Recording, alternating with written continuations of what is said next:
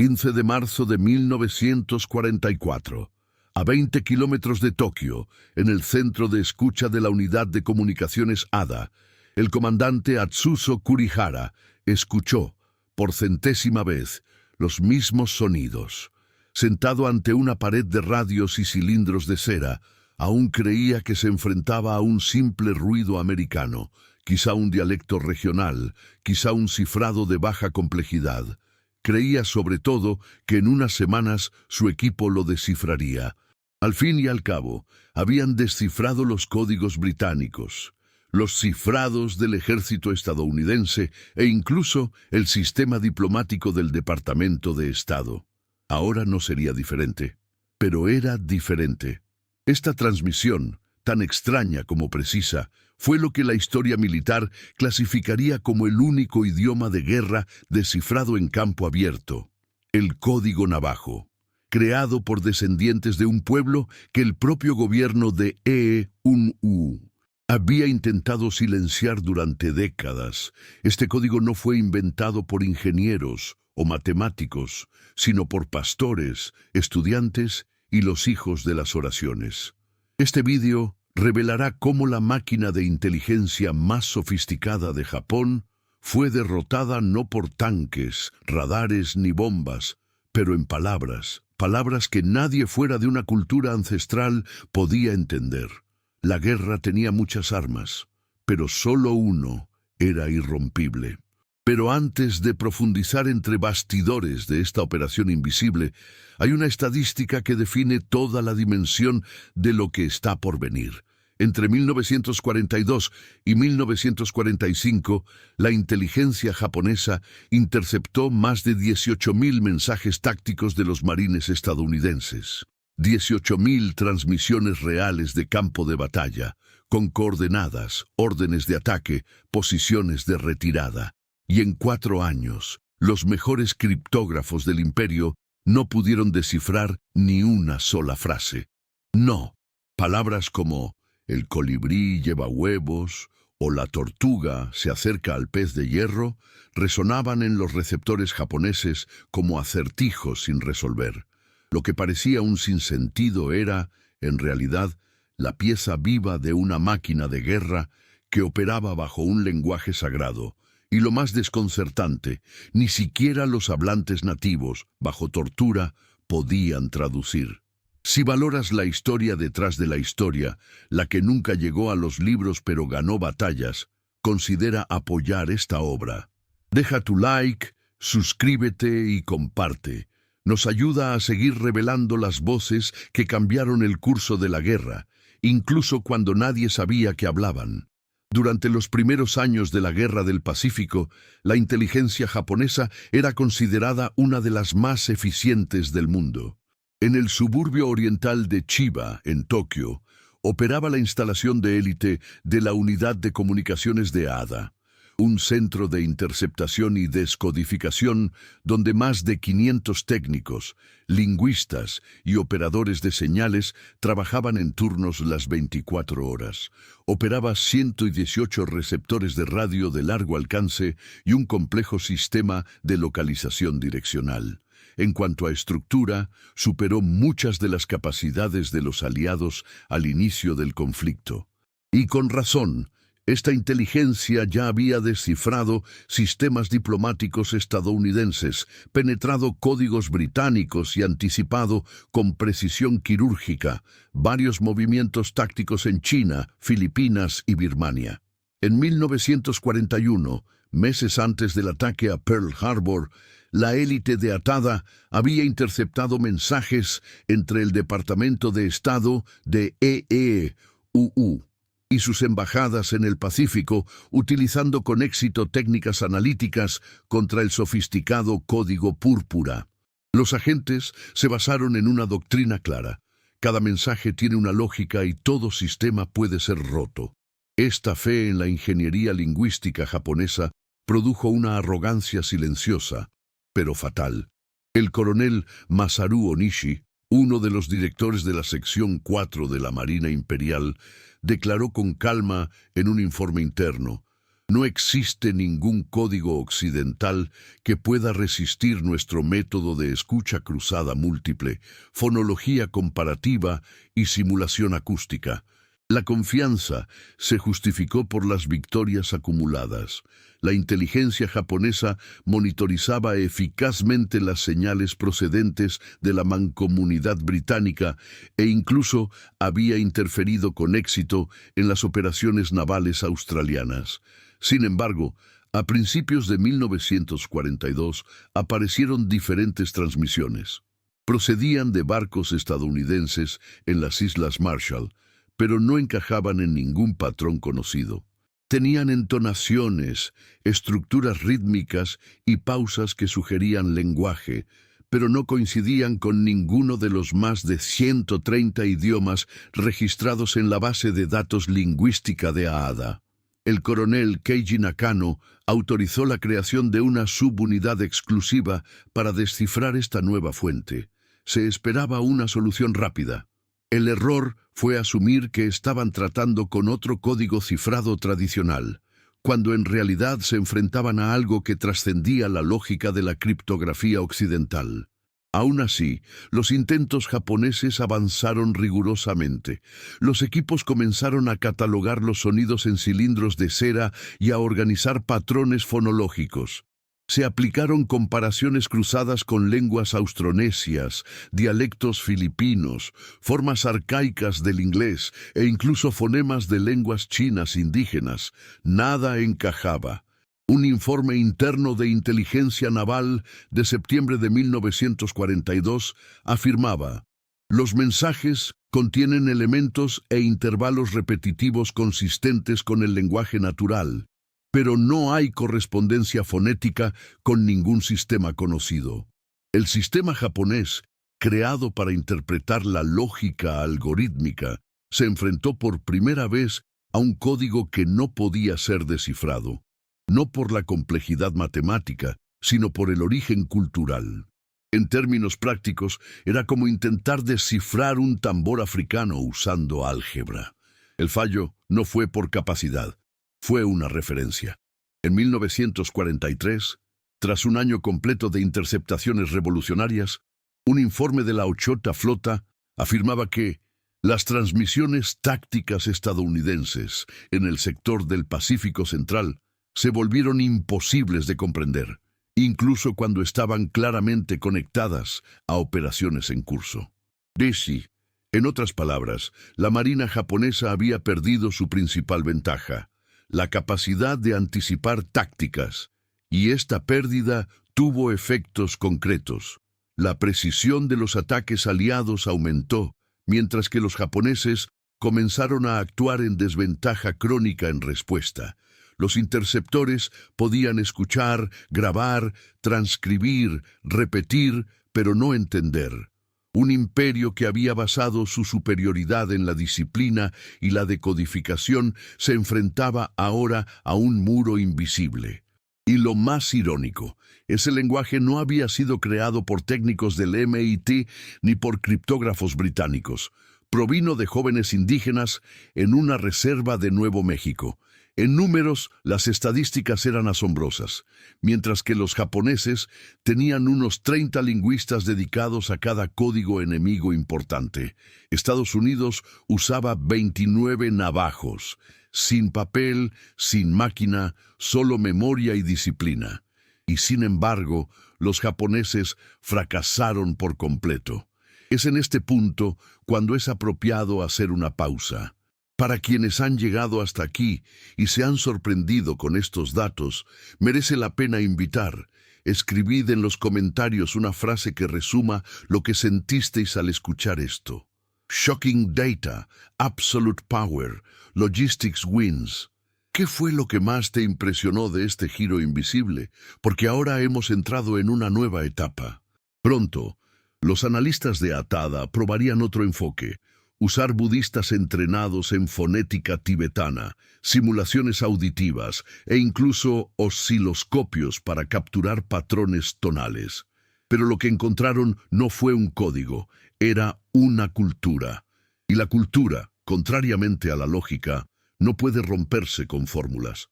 En la siguiente parte, analizaremos cómo una lengua ancestral, utilizada por menos de 170 personas en el planeta, acabó convirtiéndose en el sistema de comunicación más seguro de la Segunda Guerra Mundial. Y entenderemos por qué, incluso bajo tortura, ningún hablante nativo pudo traducirlo. El lenguaje que desconcertaba a los operadores japoneses no era un cifrado moderno ni un algoritmo. Era un lenguaje ancestral, oral, transmitido a través de generaciones de memoria y tradición, y por esta misma razón, completamente impenetrable para los estándares del análisis técnico de la época. La lengua navajo pertenece al grupo de lenguas atabasco, una familia de lenguas originarias del suroeste de Estados Unidos, con orígenes tan profundos como dispersos. En 1940 se estimaba que poco más de 170,000 personas hablaban navajo, y casi todas vivían en una reserva de 27. 0 millas cuadradas entre Arizona, Nuevo México, Utah y Colorado. Para los lingüistas militares japoneses, que trabajaban con lenguas estructuradas principalmente sobre fonemas simples y lógica morfosintáctica predecible, el navajo era una pesadilla técnica. Su gramática se basaba en sistemas verbales aglutinantes, donde una sola palabra podía contener la acción, el tiempo, el número, la dirección e incluso la intención del hablante. Un verbo como «él los atacará» podría convertirse en navajo en una construcción compacta con prefijos interdependientes, imposible de separar o traducir de forma aislada.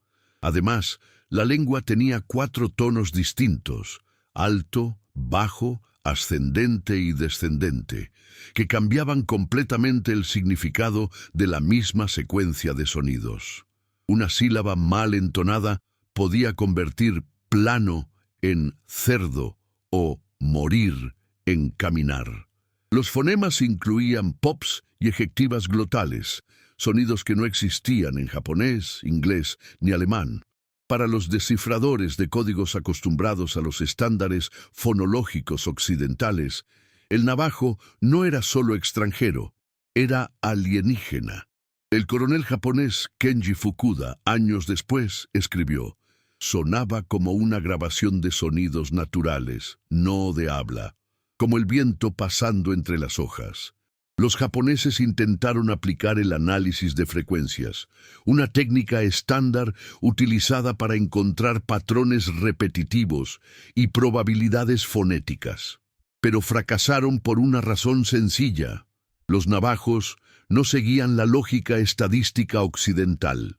Mientras que el inglés se basaba en estructuras fijas, con la letra E, por ejemplo, apareciendo en aproximadamente el 13% de las palabras, el navajo utilizaba variaciones intencionadas y múltiples opciones para el mismo concepto, precisamente para dificultar su decodificación. En contextos militares, esta característica se elevó al extremo. Una sola letra del alfabeto, como la D, podía representarse con 3 o 4 palabras diferentes, intercambiadas aleatoriamente por los programadores. Esto anuló cualquier intento de mapeo automatizado. Pero la mayor barrera no era ni sólida ni estructural, era cultural. La lengua navajo no separa el idioma de la visión del mundo. Cada metáfora lleva consigo una imagen espiritual, un significado ancestral, una conexión con el territorio y con la identidad del hablante. Cuando los programadores usaban palabras como Iron Fish para submarino o Lightning Bird para caza bombardero, no solo estaban cifrando palabras, sino traduciendo conceptos militares a su propio universo simbólico, y este universo era inaccesible para quienes no lo habían vivido. Los japoneses incluso podían oír los sonidos, pero sin comprender las asociaciones mentales, la lógica espiritual y la dinámica cultural detrás de las metáforas, nunca podrían descifrarlas. En cuanto a la guerra electrónica, esto creó el primer sistema de cifrado basado no en máquinas, sino en identidad. Un lenguaje que no podía ser simulado, forjado ni roto. El capitán Masao Yamada, otro oficial de inteligencia japonés, lo describió como la primera vez que nos enfrentamos a un código que no era un código, era un pueblo. Así que, incluso cuando intentaron entrenar a japoneses estadounidenses nacidos en EEUU para simular el habla navajo, fracasaron. El sonido podía copiarse, pero no la construcción interna del pensamiento.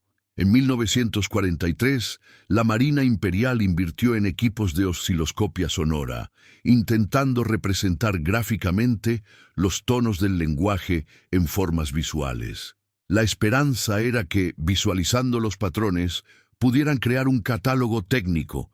Una vez más, fracasaron. Los oscilogramas mostraban ondas que variaban demasiado, incluso para oraciones similares.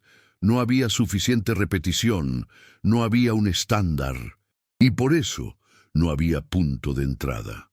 La arrogancia japonesa, alimentada por años de victorias criptanalíticas contra códigos diplomáticos y militares, se enfrentaba ahora a una fortaleza invisible. Un lenguaje construido no con papel y cifrado, sino con tradición y fe. Y mientras los operadores de Atada pasaban noches reproduciendo grabaciones que no tenían sentido, al otro lado del Pacífico, los jóvenes navajos ideaban nuevos términos, adaptando el código en tiempo real. Cuando surgió la necesidad de designar bomba atómica, crearon la expresión huevo de hierro. Cuando los ataques kamikaze se intensificaron, llamaron a los pilotos suicidas el viento de la muerte. El idioma ancestral estaba evolucionando dentro de la guerra moderna, y ningún algoritmo japonés podía seguir el ritmo. En los archivos internos de la inteligencia imperial, un memorando de 1944 decía: la estructura de este lenguaje desafía cualquier intento de decodificación convencional. Recomendamos la captura directa de los operadores. Fue el último intento de acceso.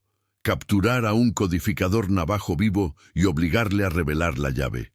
El imperio que se había preparado para luchar contra cifras numéricas ahora se encontraba buscando cuerpos. Pero incluso esta estrategia, como veremos más adelante, acabaría en fracaso, porque había algo en los programadores que ni siquiera la tortura podía doblar. En la siguiente parte, uno de ellos caería en manos de los japoneses. Y aun después de años de interrogatorios, hambre y dolor, aún no habrían entendido ni una sola frase de lo que intentaban romper. Philip Johnston nació en 1892, hijo de un misionero protestante que vivió entre los navajos durante décadas. Creció en la reserva, aprendió el idioma siendo niño nativo y a los 9 años ya traducía los sermones de su padre durante los servicios del pueblo. Era uno de los menos 30 no navajos en el mundo que dominaban el idioma, y su dominio no era académico, era emocional, integrado en la vida local. En 1918 sirvió como ingeniero en el ejército durante la Primera Guerra Mundial. Pero no fue hasta diciembre de 1941, días después del ataque a Pearl Harbor, cuando su experiencia llegó a representar una ventaja estratégica. Al leer un reportaje sobre el uso improvisado de hablantes comanche en ejercicios de radio del ejército, Johnston comprendió de inmediato lo que nadie en el alto mando había considerado. No era improvisado, sino un arma sin explotar. Mientras todos apostaban por electrónica, Johnston apostaba por Ancestry. Su propuesta al cuerpo de Marines era directa y audaz: crear un código militar oficial y estandarizado basado exclusivamente en la lengua navajo. La petición fue fuera de lo común, y Johnston fue llamado a demostrar su idea ante el general Clayton Vogel en el campamento Elliott, San Diego. La prueba fue decisiva. Johnston reunió a 4 hablantes navajos residentes en Los Ángeles, los entrenó con antelación y simuló una situación de campo. El mensaje codificado en navajo se transmitía por radio, y se descifraba desde el otro lado de la base en exactamente 20 segundos. El mismo mensaje, usando la máquina cifradora M209, tardaba de media 30 minutos en ser cifrado, transmitido y traducido de forma segura. Más que la velocidad, la comunicación navajo era limpia, fluida, no requería papel, equipo y ningún operador técnico. Fue la fusión de la simplicidad operativa y la absoluta seguridad. Los agentes quedaron impresionados, pero la decisión no solo fue emocional. Estados Unidos enfrentaba serios problemas con las intercepciones japonesas en el Pacífico Sur. Los códigos estándar usados por las fuerzas aliadas se rompían con creciente frecuencia. Era urgente encontrar una solución a prueba de espías y al mismo tiempo lo suficientemente rápida para el campo de batalla. Por tanto, Johnston no ofreció solo una alternativa, ofreció una revolución. El 4 de mayo de 1942, 29 reclutas navajos fueron reclutados y enviados a Fort Wingate, Nuevo México. Algunos hablaban poco inglés, otros habían sido castigados en la infancia por usar navajos en las escuelas misioneras. Pero todos entendían que ahora su lenguaje, antes suprimido, sería usado como herramienta de guerra. En total, se crearon 211 mandatos militares en la primera fase del programa. Como el idioma no tenía palabras para tanques, aviones o barcos, los soldados inventaron metáforas coherentes con el pensamiento navajo. Los bombarderos eran llamados buitres, los buques de guerra ballenas de hierro, las ametralladoras escopetas rápidas. Todo el alfabeto estaba representado por palabras con significados simbólicos como hormiga para A, oso para B, gato para C. Cada letra tenía múltiples opciones de codificación para evitar patrones repetitivos, un método que destruyó cualquier intento de análisis de frecuencias. No se registró ningún código por escrito, todo estaba memorizado. La lógica era sencilla. Si eran capturados, no se podía extraer nada, ya que no había papeles, cuadernos, libros ni manuales. El cerebro del codificador era a la vez transmisor, cifrado y caja fuerte. El general Vogel aprobó el experimento y amplió el programa. En julio de 1942, los primeros programadores se dirigieron a Guadalcanal, donde pondrían a prueba el sistema en combate real.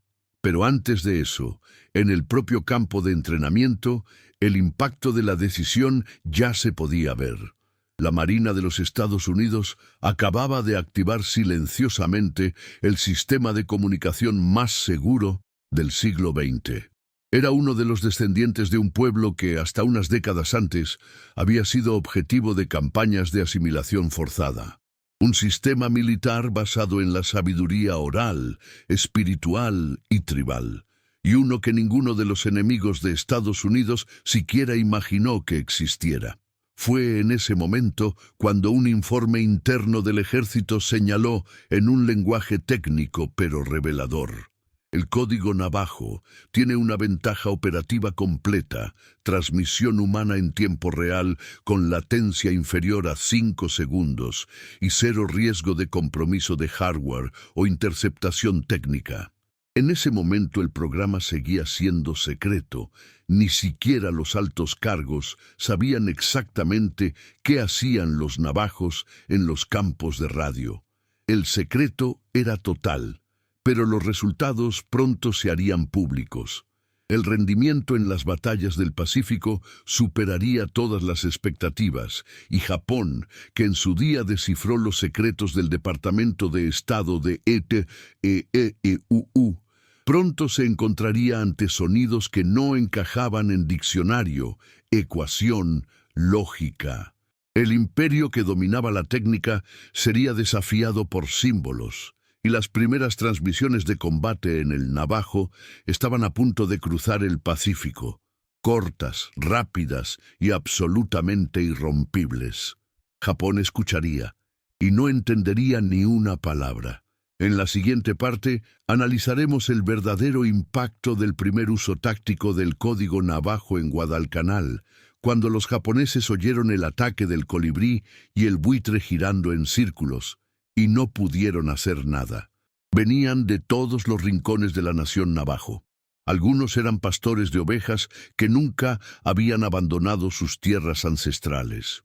Otros habían sido obligados a asistir a internados cristianos, donde hablar su idioma era castigado con castigos físicos y humillación pública.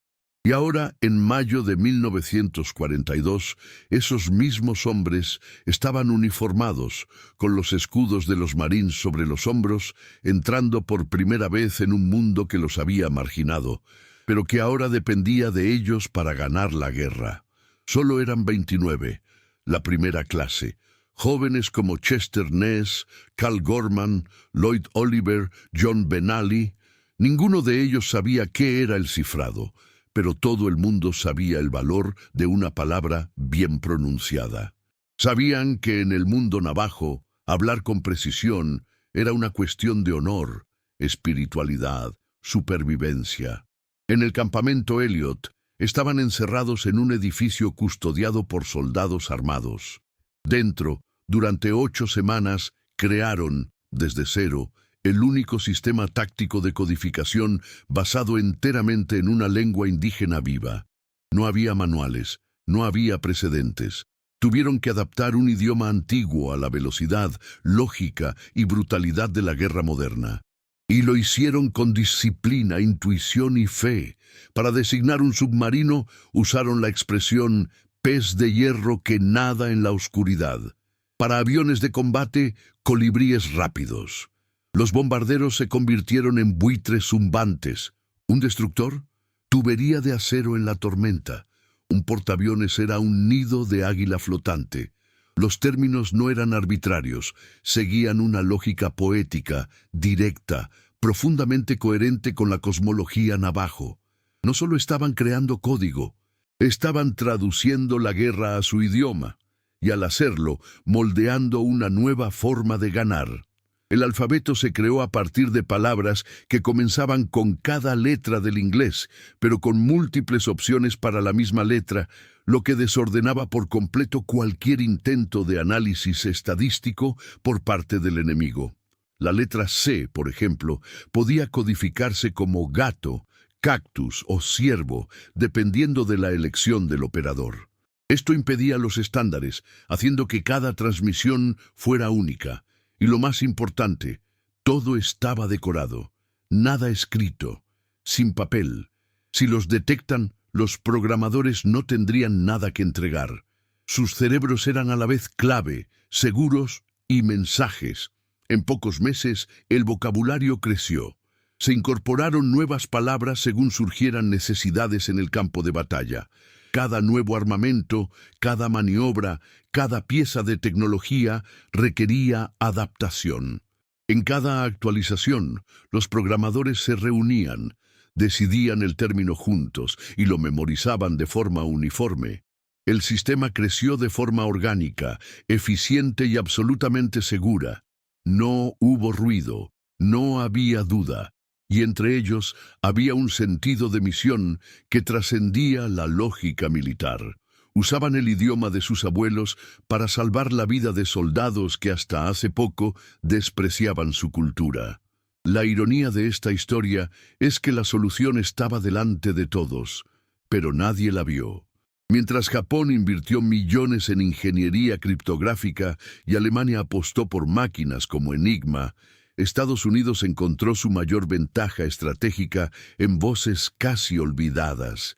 Si disfrutas desentrañando estos hechos ocultos por la historia, muestra tu apoyo. Me gusta este vídeo y suscríbete. Así podemos seguir trayendo historias reales que cambiaron el curso del mundo, incluso cuando nadie se dio cuenta. Porque la verdad es que mientras estos 29 hombres memorizaban códigos entre tiendas de tienda y campos de entrenamiento, al otro lado del océano, el imperio japonés ya empezaba a notar que algo iba mal. Las emisiones han cambiado. El patrón ha desaparecido. Las palabras eran incomprensibles. Y pronto, por primera vez, se enfrentarían a una operación estadounidense totalmente coordinada en Navajo. En la siguiente parte, veréis cómo estos códigos fueron probados por primera vez en Guadalcanal, y cómo, en solo 14 segundos, un solo mensaje selló el destino de toda una posición japonesa.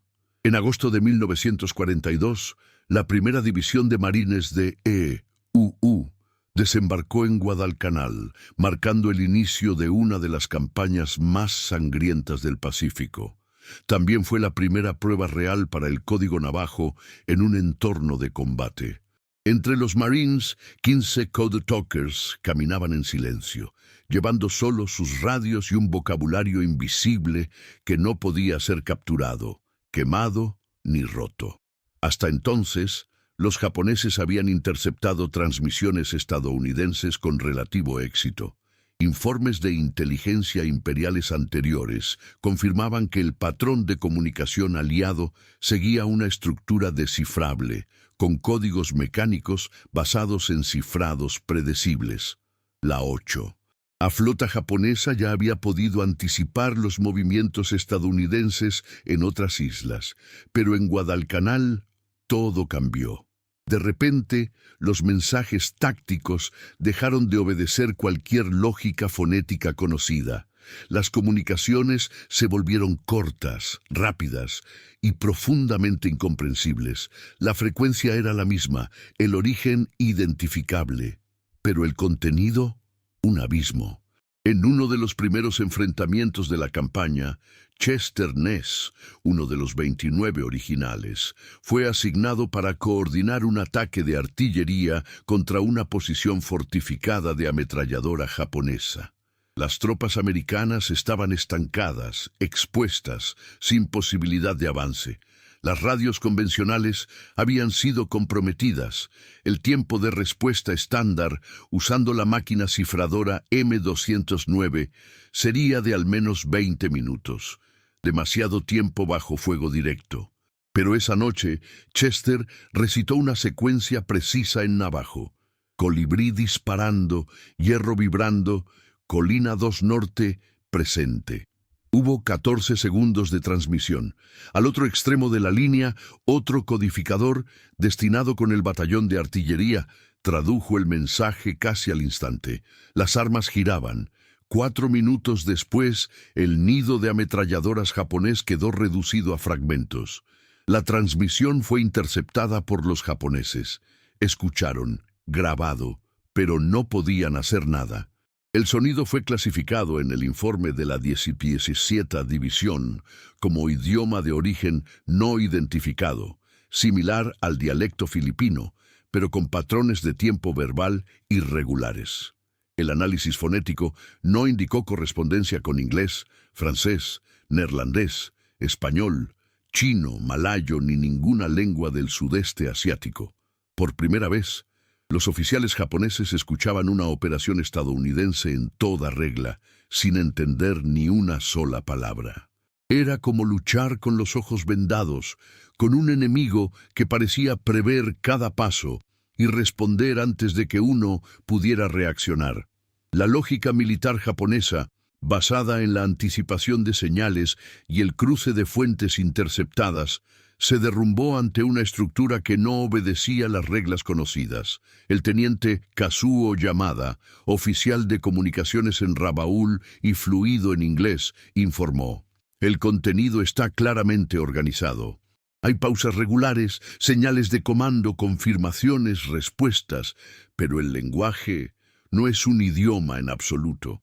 Es puro sonido, pero con propósito, y eso nos aterra". A lo largo de la campaña se realizaron decenas de emisiones similares, y todas tuvieron el mismo efecto: máxima velocidad, 0 intercepciones, impacto directo. En un informe posterior de la Marina de EUU, Guadalcanal es citada como el punto de inflexión en la doctrina de comunicaciones del Cuerpo de Marines. Por primera vez, una lengua antigua había derrotado un sistema militar basado en el cálculo. Además, la propia estructura de la guerra empezaba a cambiar. Ya no bastaba con tener cañones, barcos ni munición. Era necesario tener la palabra adecuada, en el momento adecuado, pronunciada por alguien que comprendiera la profundidad de su significado. Durante los 187 días de combate en Guadalcanal, Navajo emitió ataques coordinados, reorganizó tropas, solicitó munición y salvó compañías cercadas, todo con una latencia casi nula. El enemigo, incluso presente en el aire, permaneció en silencio. La efectividad fue tal que la inteligencia japonesa elevó la prioridad de identificación lingüística al nivel más alto. Comenzaron a grabar sistemáticamente las emisiones y a enviarlas para su análisis central en Tokio. Se llamó a lingüistas, se ralentizaron las grabaciones en los laboratorios y los equipos intentaron construir un diccionario inverso basado en patrones sonoros. Todo en vano. Lo que decían los jóvenes que antes tenían prohibido hablar su propio idioma, decidía ahora el curso de batallas enteras. Un lenguaje que Estados Unidos había intentado borrar ahora estaba salvando la vida de soldados estadounidenses en tiempo real, con una eficacia que ninguna máquina ni sistema electrónico de la época podía igualar. La ironía se profundizó. Los japoneses, maestros de la intercepción, estaban siendo derrotados no por la fuerza bruta, sino por metáforas invisibles para su vocabulario técnico. Y Guadalcanal fue solo el principio. En la siguiente parte veremos qué ocurre cuando un Code Talker navajo es capturado por Japón. Hablante fluido, ante los mejores interrogadores del imperio. Lo que descubren, o más bien lo que no logran descubrir, cambia para siempre el rumbo de la guerra invisible en el Pacífico. En abril de 1942, durante la caída de Bataan, un joven soldado navajo llamado Joe Kaiyumiya fue hecho prisionero por las fuerzas japonesas. No era programador. No formaba parte del programa secreto que convirtió la lengua navajo en un arma táctica. Era solo un hablante nativo, alistado en las filas americanas, un combatiente como tantos otros. Pero para la inteligencia japonesa, representaba la última esperanza de comprender el enigma que ahora les dejaba ciegos en el campo de batalla. Durante meses, analistas de la sección 4 de la Marina Imperial habían interceptado cientos de transmisiones inexplicables. Habían aplicado todas las técnicas que habían aprendido en la Academia de Criptografía de Yokosuka. Nada funcionó. La llegada de un nativo del dialecto finalmente ofreció lo que creían que era la clave. Kaiyumiya fue trasladado a un centro de interrogatorios en Auna, donde oficiales especializados y entrenados en interrogatorios de alta presión comenzaron el proceso sistemático de extracción de información. Inicialmente, el enfoque fue racional. Le entregaron grabaciones de transmisiones navajos interceptadas en Guadalcanal, Tarawa y Bougainville. Pidieron traducciones, reconocía palabras, sonidos, ritmos, pero ninguna frase tenía sentido. La tortuga está atacando al pez de hierro. El colibrí lleva huevos. El águila ha aterrizado en el nido rojo. Para él, que había crecido escuchando historias en su lengua ancestral, era como escuchar un sueño distorsionado, familiar pero incomprensible. Explicó: esas palabras son reales, San Navajo, pero juntos no significan nada. Los agentes le acusaron de mentir. Después de todo, ¿cómo podía alguien que hablaba ese idioma perfectamente desde niño no poder traducir ni una sola frase? Las sesiones se intensificaron. La lógica de la inteligencia japonesa no apoyaba la idea de que una lengua pudiera ocultar múltiples niveles de significado, donde incluso un hablante fluido era inútil sin un segundo vocabulario secreto, estructurado y memorizado. En su mente, esto violaba la propia estructura de la guerra técnica. Kaiyumiya fue sometido a palizas, privación de sueño y ahogamiento simulado. En el invierno de 1943, fue atado desnudo a la nieve fuera de su celda hasta que sus pies se congelaron en el suelo. Pesaba 39 kilos. Sus verdugos ofrecían comida, a cambio de traducciones, pero nada de lo que dijo cumplía con los estándares que buscaban los japoneses. Querían tablas, gramáticas, lógica matemática. Kayumiya solo pudo responder con silencio y frustración. Durante 3 años y medio, permaneció cautivo como activo estratégico, pero pronto se convirtió en un enigma inútil para sus captores. Y sin saberlo, se ha convertido en la prueba viviente del fracaso irreversible del criptoanálisis japonés.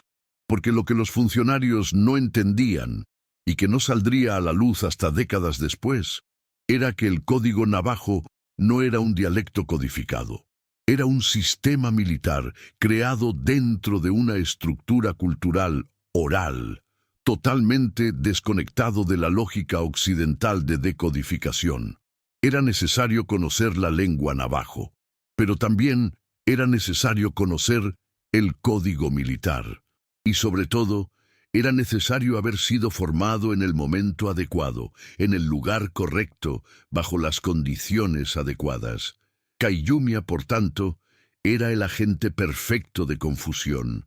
Era tanto la respuesta que los japoneses buscaban, como la confirmación de que nunca la obtendrían. Un informe interno de la Marina Imperial, fechado en mayo de 1943, reconoció esta paradoja con una frase seca y reveladora. El prisionero entiende las palabras, pero no entiende el significado. Es posible que el enemigo haya desarrollado una codificación especializada, basada en una lengua indígena, con entrenamiento exclusivo y no accesible ni siquiera para los nativos. Fue la primera vez que Japón reconoció oficialmente que estaba luchando contra algo que no podía romperse, algo que no podía predecirse, ni entender, ni adaptarse. Un sistema nacido de una cultura que nunca estudiaron, porque no creían que tuviera valor militar. Este error de juicio no fue técnico, era ideológico. La doctrina japonesa, moldeada por décadas de supremacía cultural, nunca admitió que una lengua marginada sin escritura formal pudiera contener la clave para derrotar la ingeniería imperial. Pero así fue. Y Kayumiya, aunque torturado, hambriento y mutilado, resistió sin saber que él estaba resistiendo. Su ignorancia del código era paradójicamente su mayor arma, porque demostró que lo que enfrentaban los japoneses no era solo un problema de traducción, era un problema del mundo, un problema de lógica, y estaban en total desventaja. Tras bambalinas de la guerra, la élite japonesa empezó a temer lo innombrable. Ya no bastaba con interceptar los mensajes, era necesario capturar a un codificador, uno que tuviera los conocimientos técnicos, y eso cambiaría toda la estrategia de Japón al año siguiente. En la próxima entrega, verás cómo la Marina Imperial redirige sus esfuerzos, moviliza a 30 analistas exclusivamente para descifrar el código navajo, desarrolla nuevas tecnologías de análisis de sonido y ofrece recompensas millonarias por capturar operadores de radio, vivos. Y sin embargo, culpa. Con la guerra en marcha y las derrotas acumulándose en el Pacífico, el imperio japonés respondió al enigma de las emisiones navajos con la mejor tecnología, disciplina e inteligencia. En Tokio, el capitán Yoshiro Tanaka, uno de los oficiales de inteligencia más respetados de la Marina Imperial, asumió el mando directo de un proyecto que sería tratado como una prioridad estratégica. A su lado, el teniente comandante Masao Yamada, analista formado en Alemania, dirigió la operación con frialdad matemática. La orden era clara: descifrar el código, cueste lo que cueste. Los japoneses asignaron a 30 analistas exclusivamente para interceptar, catalogar y descifrar las transmisiones de los marines estadounidenses. Utilizaron cilindros de cera para grabar los sonidos, que luego se transferían a cinta magnética y se ralentizaban en reproductores experimentales. Se empezó a emplear un arsenal de recursos. Los osciloscopios se adaptaron para visualizar patrones de frecuencia y entonación, revelando una complejidad tonal que los hablantes de japonés, un idioma con una estructura silábica rígida, ni siquiera podían pronunciar correctamente. Se convocaron universidades imperiales, como la de Kioto, se contrataron profesores especializados en lingüística comparada y lenguas antiguas como consultores. Algunos de ellos, estudiosos de sánscrito y tibetano, sugirieron consultar a monjes budistas que hubieran estudiado fonologías arcaicas durante sus retiros espirituales. En una de las escenas más improbables de la Segunda Guerra Mundial, monjes del Monte Koya se sentaron frente a equipos de sonido escuchando grabaciones de las playas de Saipán. El esfuerzo fue monumental. Se aplicaron análisis musicales en busca de patrones tonales. La idea era mapear variaciones y repeticiones de la altura del sonido como si fueran partituras, identificando firmas acústicas que podían atribuirse a palabras específicas o llamadas militares. El resultado fue una colección de miles de gráficos y espectrogramas, y aún así, nada, sin correlación semántica. No se tradujo ninguna palabra, solo sonidos desconectados. Pero los informes de Tanaka persistieron. Hay patrones, hay lógica, pero va más allá de nuestra semántica. La frustración iba en aumento. La inteligencia japonesa descubrió que, incluso cuando conocían el contenido de la operación, como en los ataques a Tarawa y Peleliu, las transmisiones seguían sin tener sentido. Sabían lo que harían los estadounidenses, y aún así no podían relacionar esa acción con el contenido fonético.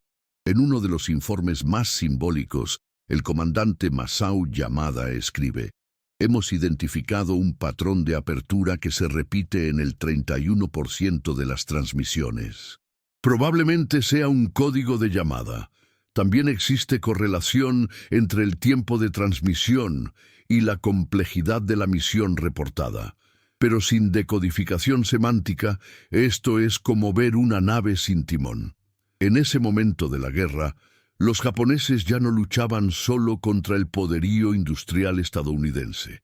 Estaban luchando contra algo más profundo, una barrera civilizacional. Un sistema de comunicación que no seguía la lógica alfabética, fonética o sintáctica que sus algoritmos entendían. El código navajo no era solo verbal. Se construyó sobre metáforas culturales, asociaciones simbólicas e improvisaciones combinadas con disciplina técnica. Un ejemplo resume este abismo.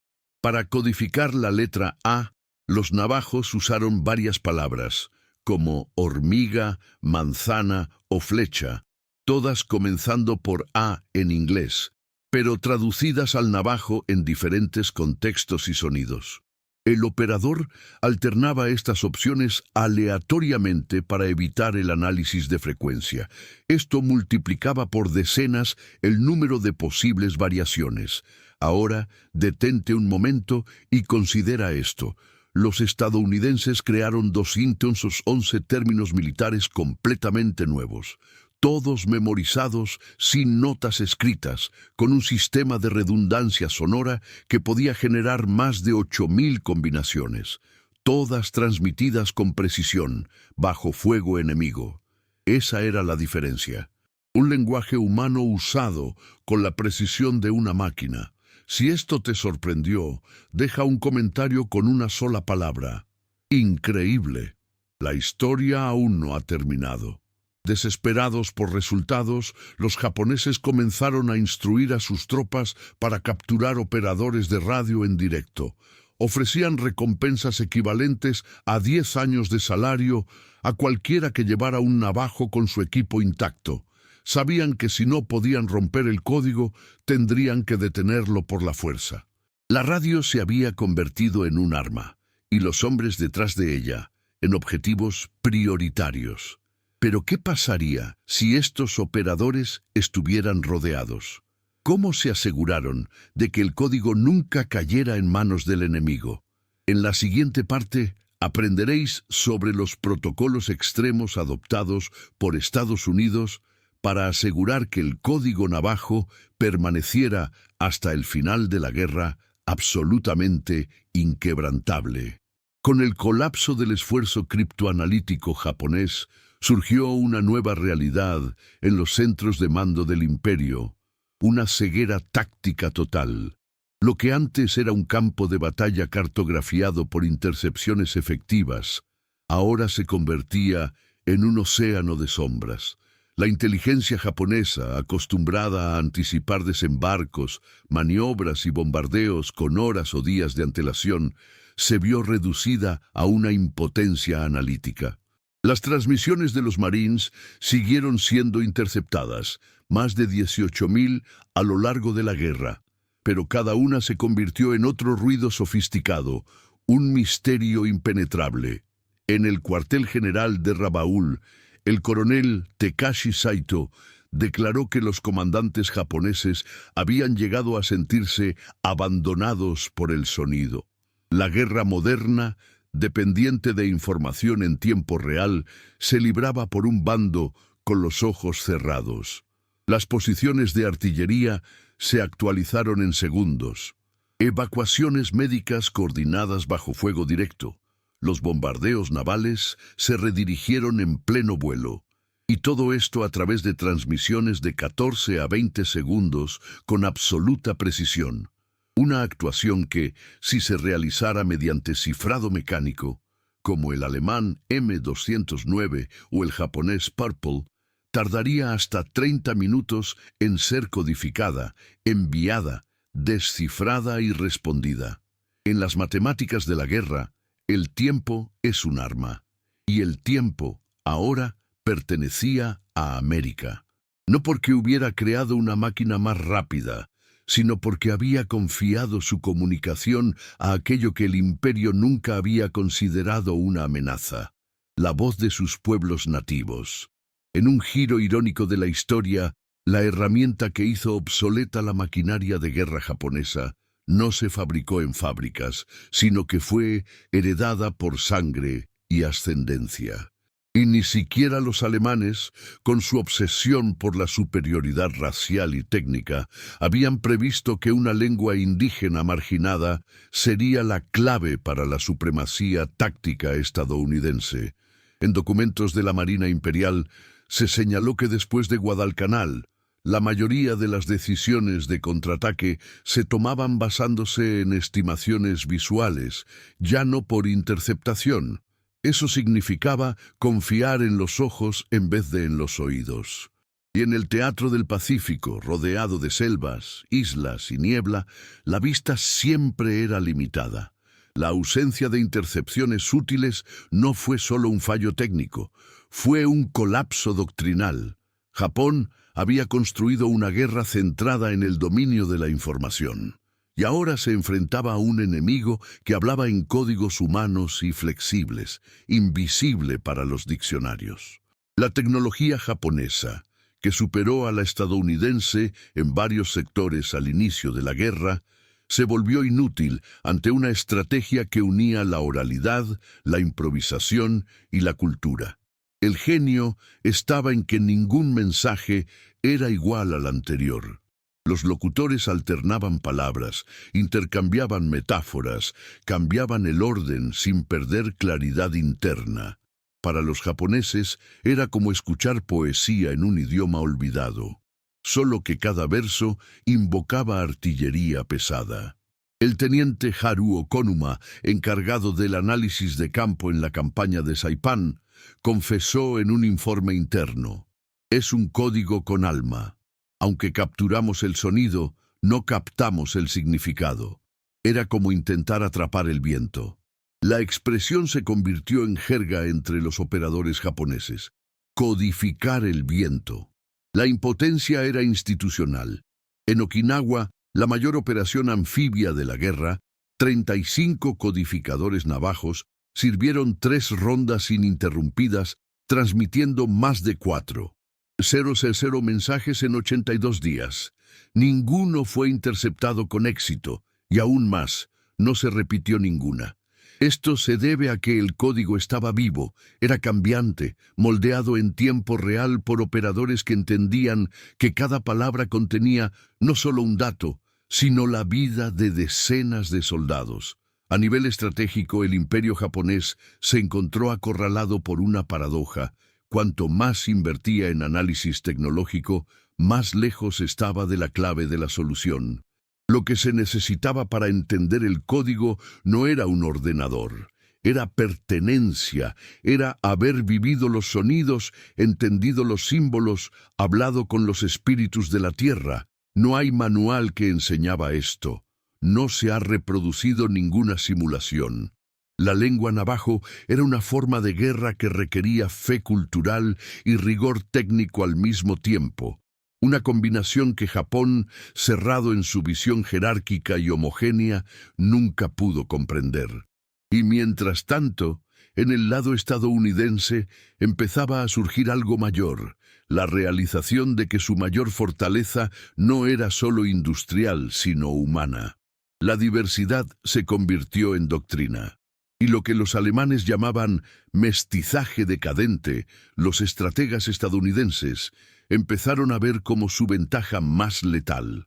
Porque mientras Japón intentaba descifrar palabras, Estados Unidos ya coordinaba ataques simultáneos con códigos que ni siquiera sus aliados británicos entendían del todo. La supremacía no estaba en los tanques, sino en los transmisores. Y el imperio, incluso con todos sus recursos, descubrió que había una fortaleza que ningún cifrado podía invadir. La mente de un navajo entrenado, respirando bajo fuego, micrófono en mano. Pero, ¿qué ocurriría cuando se acercara lo impensable? ¿Y si estos hombres hubieran muerto en combate? ¿O peor aún, capturado? ¿Cómo protegió Estados Unidos la última línea de defensa de su sistema de comunicaciones? En la siguiente parte, la historia entra en su zona más oscura. Los protocolos de eliminación, los pactos silenciosos y los métodos extremos que aseguraron que este código nunca cayera en manos enemigas. El amanecer del 15 de junio de 1944 se despejó en Saipán bajo una cortina de humo y acero. 100 buques de la Marina de E.U.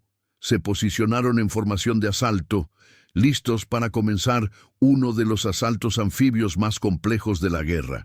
Desde la cubierta de cada buque surgieron voces, no de generales ni de comandantes, sino de codificadores navajos, operando en turnos de 24 horas, transmitiendo órdenes con precisión quirúrgica. En esa operación, 24 codificadores se distribuyeron entre unidades de infantería, artillería, logística y mando. No se descifraron mensajes, ninguno fue interceptado con éxito, y lo más impresionante, ninguno estaba equivocado. Bajo bombardeos constantes, en trincheras inundadas y selvas tropicales, los operadores coordinaban despliegues, solicitaban munición, llamaban artillería naval y dirigían evacuaciones médicas, todo ello con un sistema que no podía ser detectado, anticipado ni retrasado. La Marina contó más de 600 transmisiones solo en las primeras 48 horas, y todos llegaron a su destino con una latencia inferior a 30 segundos. En cualquier otro sistema, esto habría sido imposible. 2 meses después, en Iwo Jima, se repitió lo imposible. La isla, defendida por una guarnición de más de 20.000 soldados japoneses en cuevas fortificadas, fue escenario de lo que muchos consideran el momento más extremo de uso del código navajo en combate. Solo 6 codificadores operaron durante toda la ofensiva, entre ellos Samuel Sandoval y John Brown Jr., que pasaron más de 48 horas sin dormir, alternando transmisiones mientras los proyectiles explotaban a pocos metros. En total, se enviaron, codificaron, decodificaron y ejecutaron sin error más de 800 mensajes. La logística de la batalla, el mayor desembarco de marines en la historia de Estados Unidos hasta ese momento, se impulsó palabra por palabra en un idioma que nunca antes se había escrito. Cada posición de ametralladora japonesa eliminada, cada avance coordinado, cada bombardeo naval redirigido, fue producto de comunicaciones invisibles a los ojos y oídos del enemigo. Para los japoneses, en Iwo Jima, la ofensiva estadounidense parecía seguir un plan sobrenatural. Esperaban incertidumbres, retrasos, malentendidos bajo fuego, pero lo que encontraron fue una precisión absoluta. Y esa precisión no venía de una máquina ni de una inteligencia artificial. Venía de la boca de hombres a quienes en la infancia se les había prohibido hablar su propio idioma. Okinawa, en 1945, era el punto álgido. La batalla más larga y sangrienta del Pacífico movilizó a 180.000 hombres. Estados Unidos empleaba a 36 codificadores navajos, divididos en grupos móviles que se movían con las empresas pantalla. En zonas donde fallaban las radios ordinarias, emitían bajo bombardeos, llevando equipo a la espalda e improvisando refugios en cráteres de artillería. Lo que antes llevaba minutos o incluso horas con cifrados mecánicos, ahora tomaba segundos. La operación de apoyo aéreo, que incluía 1.500 misiones diarias, se abastecía de las coordenadas en navajo. Los programadores comunicaron no solo posiciones, sino también condiciones meteorológicas, resistencia enemiga, ubicación de minas, todo de forma fluida e impecable. Los registros navales indican que entre abril y junio de 1945 se intercambiaron más de 6.000 mensajes navajos codificados en Okinawa. Ninguno de ellos se perdió, se retrasó o fue malinterpretado, y ninguno de ellos fue descifrado por los japoneses. No, la supremacía estadounidense no residía solo en el número de barcos o en la potencia de sus cañones. Se manifestó en detalles que el enemigo no previó. La capacidad de comunicarse bajo presión con rapidez, precisión e invisibilidad. Mientras Japón dependía de protocolos predecibles, Estados Unidos había reinventado la guerra a través del mundo. Cada una de estas batallas, Saipan, Iwo Jima, Okinawa, demostró que ganar ya no era solo una cuestión de superioridad numérica. Era para vencer el tiempo. Y el tiempo, en manos de los programadores navajos, se convirtió en un arma. En el silencio entre una explosión y otra, entre el grito de un oficial y el disparo de una ametralladora, se oyó una voz que decía, en metáforas ancestrales, el siguiente paso de la guerra. Y los japoneses, por mucho que escucharan, nunca lo entendían. Pero, ¿cómo perduró este lenguaje incluso cuando sus portadores resultaron heridos, rodeados o muertos?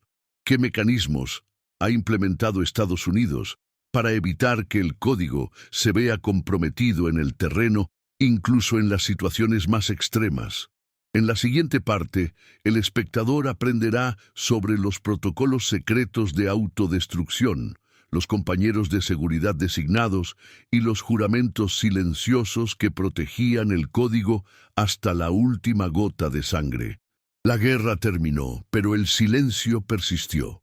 En los tribunales militares aliados, salas de interrogatorio y centros de documentación, los relatos que surgieron de oficiales japoneses sonaban más a confesiones espirituales que a análisis técnicos. Era como si hubieran luchado contra un enemigo invisible, no porque estuvieran ocultos, sino porque estaban presentes de una manera que no podían comprender. El teniente general Shiso Arisu, jefe de inteligencia de la 17ª zona del ejército, fue directo. Fuimos derrotados por la voz, no por acero.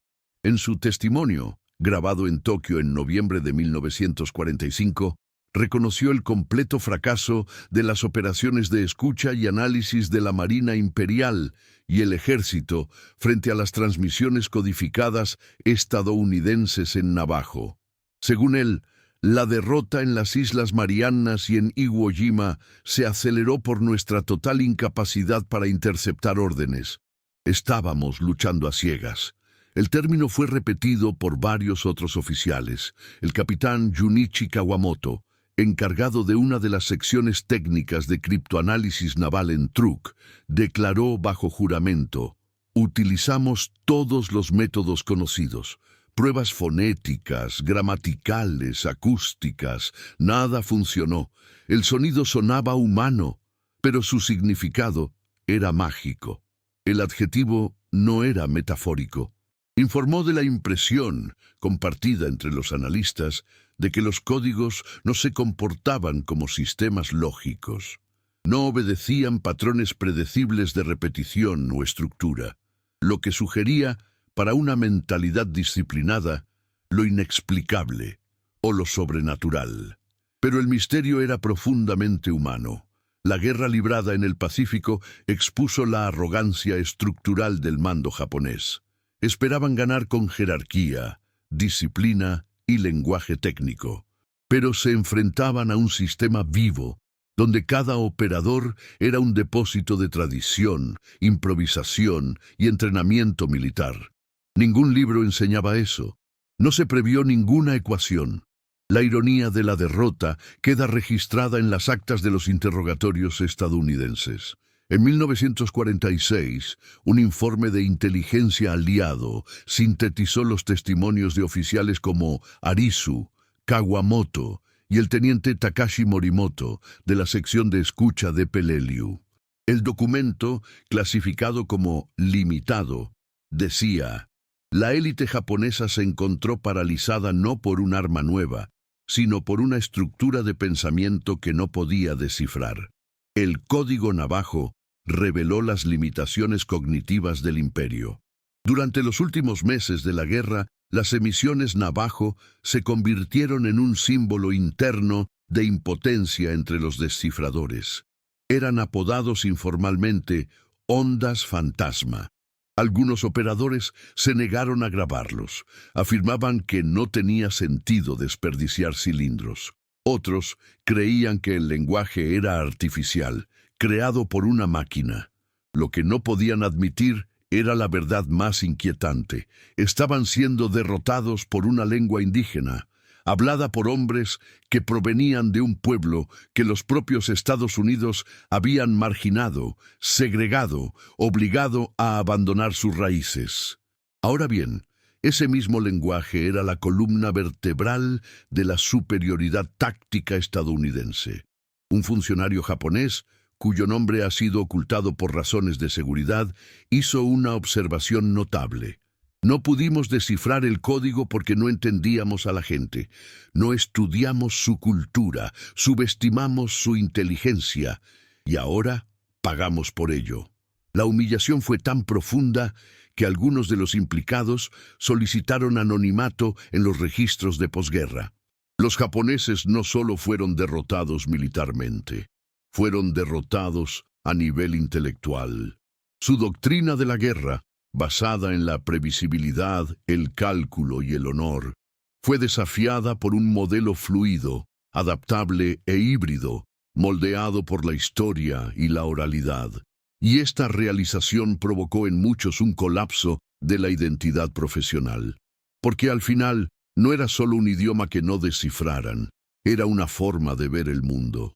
El lenguaje, que para el imperio era solo un instrumento, frío, utilitario, subordinado a la tecnología, había demostrado ser un campo de innovación táctica y estratégica para los estadounidenses. El código navajo no ganaba las batallas solo, pero sin él no habrían sido vencidos tan rápido, ni siquiera con tanta precisión. En informes de posguerra, Estados Unidos reconoció que el código permitía comunicaciones con una agilidad sin precedentes, especialmente en entornos de combates reales, donde los segundos decidían vidas. Y los japoneses, en sus propios documentos, lo confirmaron. Nunca hubo una brecha, nunca hubo fracaso, ni siquiera hubo una pista. Durante toda la Segunda Guerra Mundial, ningún cifrado permaneció tan inviolable como el nacido de la Tierra Roja de Arizona. Y mientras los alemanes confiaban en el enigma y sus rotores, los japoneses lo intentaron todo. Monjes, osciloscopios, lingüistas de élite, nada. Solo silencio en respuesta. Pero, ¿cómo se mantuvo este genio en secreto durante décadas? ¿Por qué, incluso después de la guerra, se prohibió a los habladores de código navajo hablar sobre su papel? ¿Quién decidió ocultar esta historia? ¿Y por qué? En la siguiente parte, se correrá el telón, y lo que se revele no será solo un secreto militar, sino una deuda moral. La doctrina japonesa creía firmemente en la supremacía de la máquina. Sus arsenales eran el orgullo de la ingeniería asiática, torpedos magnéticos, tipo 93, capaces de recorrer distancias absurdas en absoluto silencio, cruceros ligeros con cañones de retroceso ultrarrápidos, radios de pulsos adaptativos, diseñados para resistir interferencias electromagnéticas en mar abierto.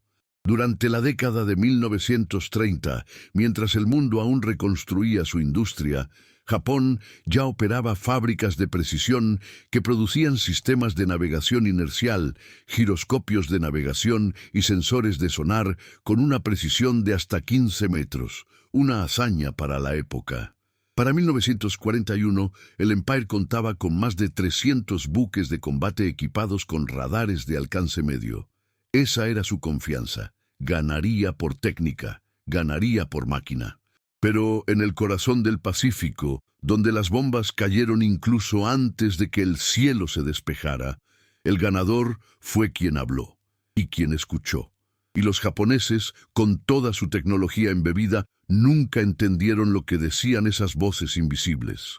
El contraste no podría ser más brutal. Mientras los ingenieros imperiales probaban mecanismos de compresión de frecuencia para radios tácticas, un codificador navajo en Okinawa, inclinado sobre una roca, transmitió las coordenadas de un bombardeo aéreo con una simple expresión. El buitre vuela sobre el bosque del norte. Y minutos después, las bombas cayeron con precisión milimétrica. Los japoneses incluso registraron este tipo de frase. Fueron transcritos, ralentizados, analizados en laboratorios acústicos. Pero sin un mapa semántico, sin asociación cultural, sin contexto simbólico, eran solo ruidos poéticos, inofensivos hasta el punto de impacto. Y aquí merece la pena hacer una pausa para una observación histórica. En 1945, Estados Unidos operaba más de 50.000 radios de campaña simultáneamente. Japón, menos de 9.000. Un abismo logístico de más de 5 veces. Y eso sin contar la capacidad de reemplazo industrial, que era 10 veces mayor en el lado estadounidense. Si esta diferencia de escala te sorprende, comenta abajo con una sola frase: la logística gana. Porque eso fue lo que pasó. La victoria en el Pacífico no fue solo una victoria de tropas o barcos, fue la victoria de la logística cultural sobre la pretensión técnica. Un pastor de ovejas navajo, con el idioma que había aprendido de su abuela, derrotó él solo los algoritmos a bordo de los cruceros imperiales de años de antigüedad. Ninguna máquina descifró lo que un ritualista transmitía junto a una ametralladora Browning. Y ningún operador japonés ha sido capaz de predecir los patrones de un mensaje moldeado por 500 generaciones de tradición oral. Porque lo que los ingenieros de Tokio no entendieron es que ciertos lenguajes no obedecen la lógica binaria. Viven, respiran, cambian, se adaptan, igual que en el combate real. La tradición, combinada con la estrategia, se convierte en un arma absoluta. La cultura, cuando se incorpora a la doctrina, se convierte en un escudo y una espada. Y Estados Unidos, incluso sin comprender completamente lo que tenía en sus manos, usó esta arma con una precisión devastadora. Los japoneses esperaban máquinas, recibieron metáforas, estaban esperando códigos, recibieron espiritualidad codificada. Y eso los desestabilizó más que cualquier superportador, porque sabían descifrar metales, pero no mitos. Sabían reconocer frecuencias, pero no fábulas. Y cuando los transmisores empezaron a hablar de peces de hierro, tortugas en posición y halcones del oeste, sus máquinas se volvieron inútiles. Al final, Japón no fue derrotado solo por la superioridad técnica del enemigo, fue derrotado por su propia limitación conceptual, por la incapacidad de ver valor en un pueblo que hablaba diferente, vivía distinto, pensaba diferente. Una civilización que invirtió miles de millones en acero, pero ignoró la fuerza invisible del lenguaje vivo. Pero esa no es la última de la historia, porque el verdadero peso de esa victoria no se sintió en 1945. Llegaría décadas después, cuando los propios programadores fueron silenciados, prohibidos de contar su historia, obligados a ocultar la única guerra que ganaron solos. En el siguiente capítulo, el espectador descubrirá cómo una de las mayores armas de la historia moderna fue enterrada bajo el secreto de Estado, y por qué los héroes del código fueron tratados, durante décadas, como si nunca hubieran existido. Regresaron en silencio. No había ninguna banda esperándoles en la estación. No colgaba ninguna pancarta de héroes bienvenidos en los postes de la ciudad. Para la mayoría de los habladores de código navajo, el fin de la guerra no significaba el comienzo del reconocimiento, significaba el comienzo de un nuevo tipo de invisibilidad. Habían salvado batallones enteros, coordinado ataques en tiempo real, resistido el asedio de Iwo Jima con palabras que ningún enemigo descifraba. Pero cuando aterrizó de nuevo en Estados Unidos, el uniforme ya no valía tanto como el color de su piel. Se les impedía entrar en restaurantes, sufrían discriminación en hoteles, se les prohibía la entrada a escuelas y tribunales. Muchos ni siquiera tenían pleno derecho al voto. Y lo más cruel, se les prohibía legalmente contar su historia. El Código Navajo permaneció clasificado hasta 1968. Durante más de 2 décadas, los hombres que habían reinventado la seguridad militar estadounidense no podían decir ni una palabra sobre lo que hicieron. El juramento era rígido. Las órdenes, claro. Cualquier mención pública podría comprometer la seguridad nacional, dijeron. Y así, en silencio, volvieron a la vida civil como si nunca hubieran existido en los mapas de la guerra. Chester Ness, uno de los 29 originales, dijo que pasó años preguntándose si alguien lo sabría alguna vez. Se encargaba del ganado, lavaba camiones, mientras los periódicos celebraban a generales y políticos. Era como si hubiera vivido una guerra invisible, escribió en sus memorias. Y no estaba solo. Muchos codificadores regresaron a las reservas enfrentándose a una pobreza extrema, sin acceso a atención médica adecuada, sin pensión de guerra, sin un nombre en las medallas. La ironía alcanzó el límite moral. Los hombres que habían ganado la guerra con sus voces fueron silenciados por su propio país. Esa misma América, que explotó su cultura como arma estratégica, ahora los trataba como ciudadanos de segunda clase. No había ningún lugar para la gloria, no había lugar para el reconocimiento. Solo silencio. Una vez más. Durante 23 años, el Departamento de Defensa mantuvo en secreto toda mención al programa indígena de Code Talker. Ni siquiera los veteranos de batallas como Saipan u Okinawa sabían que sus vidas habían sido salvadas por hombres que hablaban en códigos como «el pez de hierro se mueve al nido del cuervo». La verdad era tan improbable que nadie la creería, aunque se la dijeran. Cuando el código fue finalmente desclasificado, en 1968, no hubo desfile. Solo un memorando burocrático que libera el tema para su investigación. Los supervivientes, ya en su vejez, comenzaron a hablar, despacio, con miedo, cautela. Algunos aún dudaban, sospechando que el permiso no duraría. Otros ya se habían ido, llevándose el secreto con ellos. Y aún con el lanzamiento, el reconocimiento no llegó. Pasaron otros 30 años hasta que, en 2001, El presidente de los Estados Unidos condecoró a los programadores originales con la medalla de oro del Congreso. Casi todos estaban muertos. Solo 5 pudieron asistir a la ceremonia. Uno a uno subieron al escenario en silencio. Recibieron la medalla, pero no había público. No hubo desfile militar. El país que habían protegido con tanto celo los reconoció tardíamente e incluso con ceremonia de protocolo. Para muchos no era gratitud, era reparación, porque lo que se perdió durante estas décadas de silencio fue más que fama, era el derecho a la historia. El derecho a enseñar a las nuevas generaciones que la inteligencia puede venir de la oralidad, que las tácticas pueden venir de la tradición, que la victoria puede venir de la humildad. Mientras tanto, Japón reconstruyó su nación de forma eficiente, Alemania reescribió su narrativa y Estados Unidos consolidó su posición como superpotencia. Pero en las reservas navajos de Nuevo México y Arizona, los héroes de la guerra más compleja de la humanidad vivían en los márgenes.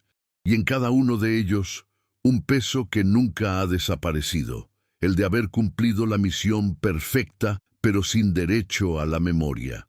Incluso hoy, muchos estadounidenses desconocen que el código más eficiente de la Segunda Guerra Mundial no fue una máquina, ni un cifrado digital, sino una lengua autóctona hablada por el fuego. Y esta ignorancia no es inocente, ha sido cultivada, institucionalizada, omitida por conveniencia. Porque admitir que el arma más segura de la historia moderna provino de un pueblo que Estados Unidos mismo intentó borrar, requiere más que reconocimiento técnico, requiere madurez moral y requiere una pregunta incómoda. ¿Cuántas otras voces silenciosas podrían haber cambiado el curso de la historia? Pero ni siquiera ese silencio fue suficiente para borrar la hazaña, porque en cada emisión hecha por estos hombres había más que coordenadas militares. Hubo justicia histórica. Había ascendencia activa. Estaba la certeza de que, incluso sin estatuas, la verdad permanece. Y ahora que los archivos han sido abiertos, que los recuerdos han resurgido, surge una nueva pregunta. ¿Cómo podrían los japoneses, incluso interceptando miles de transmisiones en tiempo real, entender una sola frase? La respuesta está en los propios sonidos. Y en la siguiente parte, el espectador descubrirá por qué, incluso con todos los recursos, equipos y grabaciones, el código navajo seguía sonando como música sin una partitura para los oídos del imperio. Tardó más de medio siglo en Estados Unidos, la potencia tecnológica del siglo XX, detenerse y escuchar el sonido más importante de la guerra que ganaron, su propia voz olvidada.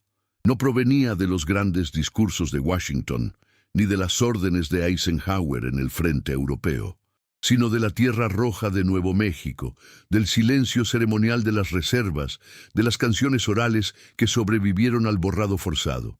En 1982, por primera vez, el gobierno de EEUU reconoció públicamente la existencia e importancia de los codificadores navajos. El presidente Ronald Reagan declaró el 14 de agosto como el Día Nacional del Dadifiero del Código Navajo, un intento oficial, aún tímido pero simbólico, de sanar la herida histórica. La ceremonia, discreta, tuvo pocos invitados y ninguna cobertura masiva, pero allí, en un gesto político cuidadosamente calculado, Estados Unidos dio su primer paso para escuchar lo que había ordenado silenciar. Durante la década siguiente, se produjeron pequeños avances.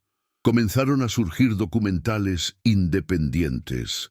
Los historiadores impulsaron la desclasificación de los archivos. Y poco a poco, los nombres de Chester Ness, John Brown Jr., y Carl Gorman, Allen Dale Jr. y Lloyd Oliver, 5 de los 29 originales aún vivos, empezaron a susurrarse entre los legisladores. En 2000, el punto de inflexión. Bajo la presión de organizaciones de veteranos y defensores de la causa indígena, El Congreso aprobó un proyecto de ley para honrar a los codificadores con la más alta condecoración legislativa, la Medalla de Oro del Congreso. En julio de 2001, en el Capitolio, los 5 hombres, ya ancianos, corchados por el tiempo pero aún orgullosos, subieron al escenario ante el presidente George W. Bush. No portaban armas, ni transmitían códigos. Simplemente estaban allí, regalos, visible. Y por primera vez, escuchó. Bush declaró: «Muchos estadounidenses conocen la valentía de nuestros soldados, pero pocos conocen la valentía silenciosa de quienes usaron las palabras como armas». En aquel momento, la nación no solo condecoraba a los veteranos, decoraba un principio. Reconoció que el genio no solo nace de fábricas y universidades, sino también de aldeas, familias perseguidas, culturas marginadas. La medalla no era solo un objeto dorado, era una disculpa, era el regreso simbólico de una deuda moral. En el público, los veteranos lloraban. Los oficiales del alto mando se quitaban el sombrero. Uno de los presentes, un general retirado de la Marina, resumió lo que todos sentían. «Durante años usamos esta arma sin saber el peso cultural que tenía. Hoy reconocemos al hombre detrás del código».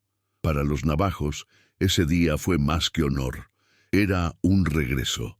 Era la reunión entre un pueblo y la nación a la que ayudaban a proteger. Durante años, el silencio había sido su obligación. Ahora, la historia era su derecho, y lo contaban no con despecho, sino con orgullo, no con ira, sino con memoria. Visitaron escuelas, concedieron entrevistas, escribieron libros. Algunos regresaron a las bases donde operaban, ahora como invitados de honor. Otros se mantuvieron discretos, pero aliviados de que, por fin, pudieran responder a la pregunta que tanto les atormentaba: «¿Qué hiciste en la guerra?». La respuesta vino acompañada de una sonrisa tranquila: «Te lo dije». Y el mundo, por fin, escuchó. El reconocimiento de los programadores no solo corrigió una injusticia, también rediseñó la comprensión de lo que significa superioridad militar. Al repasar su propia historia, Estados Unidos comprendió que su mayor arma no era un bombardero, un portaaviones ni un radar. Era la capacidad de integrar, aunque tarde, una sabiduría ancestral en el esfuerzo bélico. El lenguaje, tan despreciado en las academias militares, se había convertido en el núcleo de la victoria, y al reconocer esto, América rescató a más que héroes. Rescató su propia identidad plural. Pero incluso ese momento de redención trajo una sombra, porque aunque los navajos recibieron medallas, otros grupos que también contribuyeron con lenguas indígenas, como los comanches en Europa, permanecieron ignorados.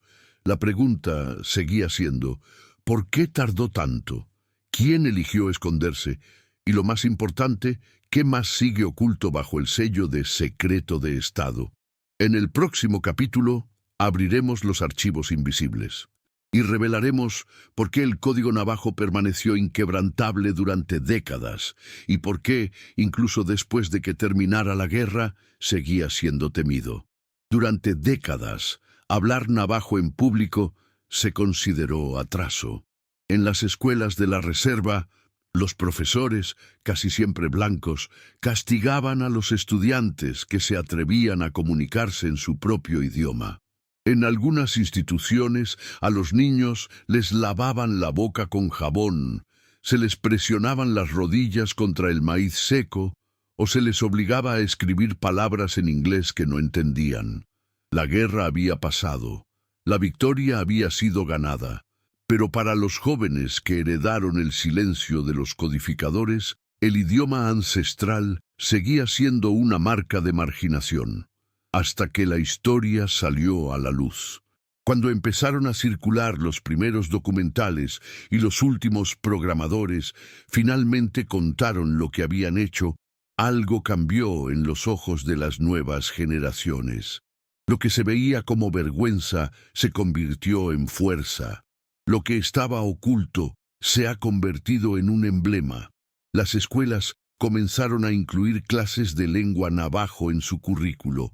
Se contrataron maestros nativos para enseñar gramática, semántica y fonética, basándose en los mismos códigos usados en Guadalcanal e Iwo Jima. Algunas escuelas han adoptado nombres de codificadores en sus bibliotecas. Los estudiantes comenzaron a realizar proyectos escolares sobre tácticas criptográficas basadas en lenguas indígenas. De repente, esa estructura lingüística, antes negada por los manuales militares, se convirtió en objeto de estudio táctico en las universidades. El idioma se ha convertido en un símbolo. Un profesor de la Universidad de Nuevo México escribió: "El lenguaje de los programadores no solo ganó una guerra, superó un borrado". En varias reservas, hijos y nietos de programadores llevaban orgullosos camisetas con la inscripción "Descendiente del hablador de código".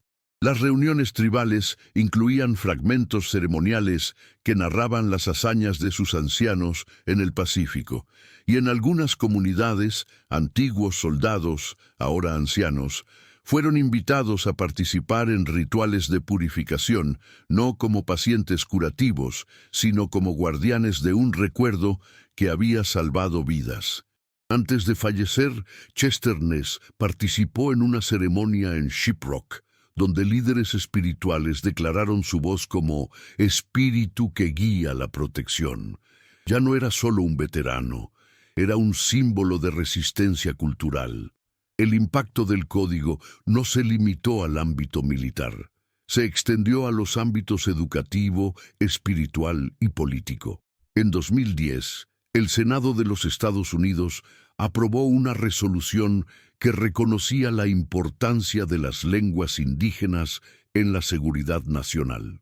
En 2013, el gobierno federal lanzó un programa de revitalización lingüística en colaboración con tribus nativas y utilizó el éxito del código navajo como argumento central.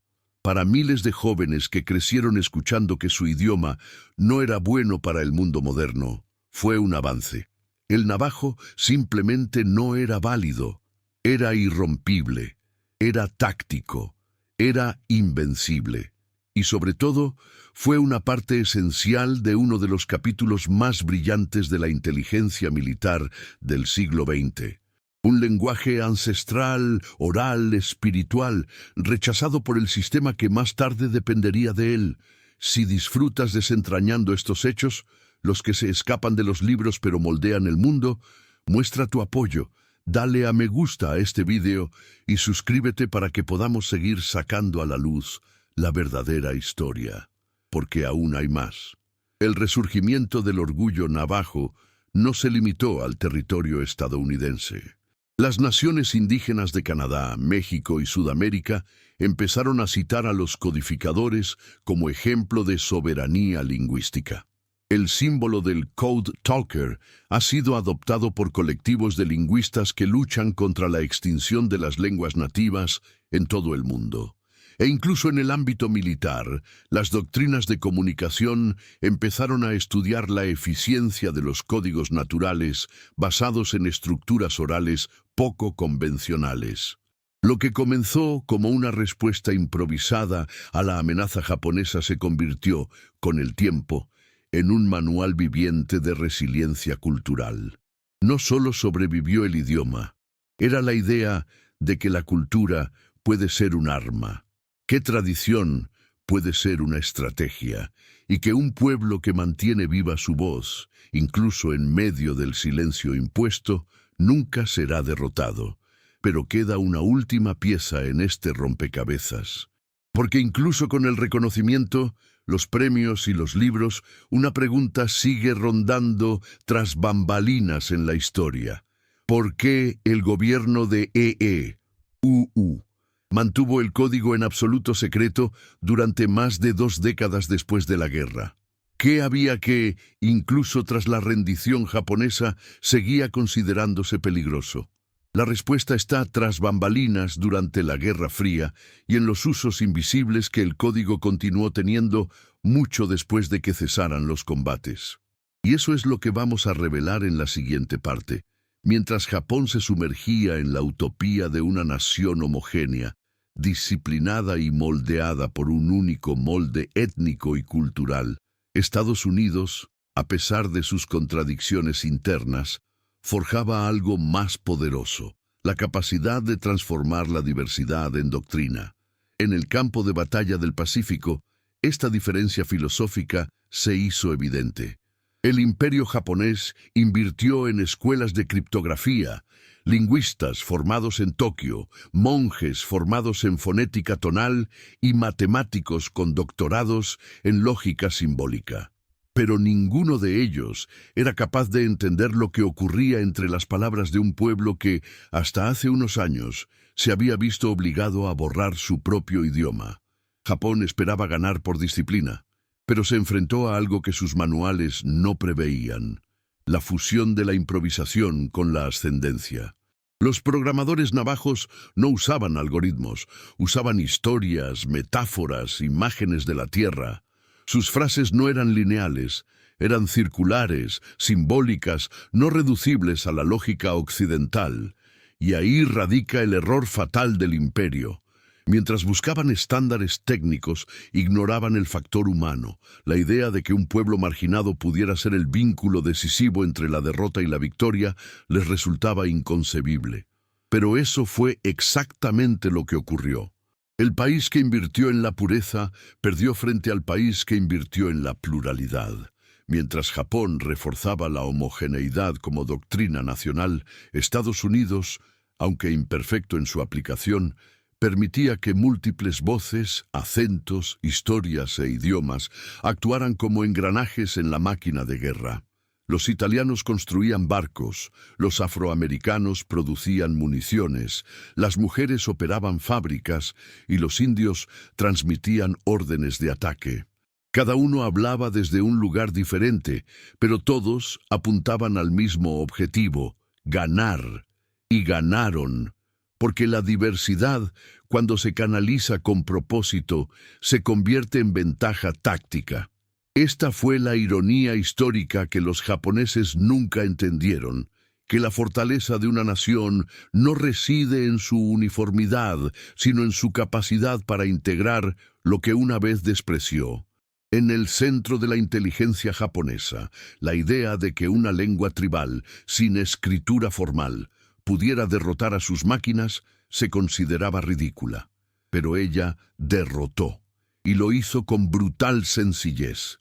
Los navajos no solo ayudaban a ganar batallas, colapsaron una ideología. La ideología de la superioridad cultural, la supremacía lingüística, la pureza como estrategia.